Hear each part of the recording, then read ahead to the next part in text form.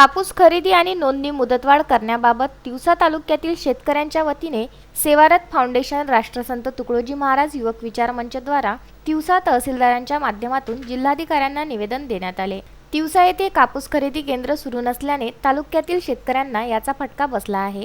आधीच कोरोना संकटात लॉकडाऊन असताना घरातून बाहेर पडायला विचार करावा लागतो। अशातच कापूस अमरावतीला नेऊन विक्री करणे शक्य होत नाही। त्यामुळे बहुतांश शेतकऱ्यांचा कापूस घरीच पडून आहे। त्यात नोंदणी मुदत संपल्याने आणखीनच कठीण झाले आहे। एकंदरीत तिवसा तालुक्यातील शेतकरी कापूस हमीभाव कापूस विक्रीपासून वंचित राहिला आहे आणि व्यापाऱ्यांकडे कापूस विकला तर अल्प दरात 4000 रुपये क्विंटल अशा भावात विकावा लागत आहे। याकडे शासनाने दुर्लक्ष करून कास्तकारांवर अन्याय केला अशा प्रकारच्या भावना तालुक्यातील कास्तकार व्यक्त करीत आहे। त्याच अनुषंगाने सेवारत फाउंडेशन, राष्ट्रसंत तुकडोजी महाराज युवक विचार मंच, महाराष्ट्र राज्याच्या वतीने तिवसा तहसीलदारांच्या माध्यमातून जिल्हाधिकाऱ्यांना निवेदन देण्यात आलं।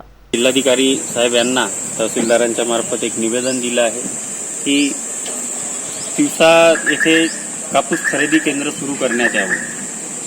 सध्या परिस्थिती अशी आहे की कोरोनाच्या या भयानक संकटामध्ये कास्तकाराला बाहेर पडताना सुद्धा विचार पडतो।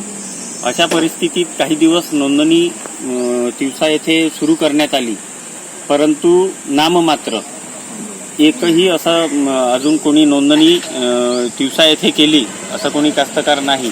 नोंदणी करण्याकरिता सुद्धा अमरावतीला आणि माल नेण्याकरिता सुद्धा अमरावतीला आणि अशा या कर्फ्यूच्या परिस्थितीमध्ये बहुतांश कास्तकार बाहेर कसं पडायचं या विचाराने नोंदणी किंवा आपला कापूस विकू शकले नाही आणि आज प्रत्येक कास्तकाराच्या घरामध्ये कापूस पडून आहे।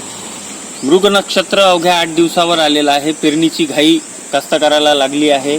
त्याकरिता बियाणं, पैशाची व्यवस्था कशी करायची हा भयंकर प्रश्न प्रत्येक कास्तकाराच्या पुढे आज उभा ठाकलेला आहे।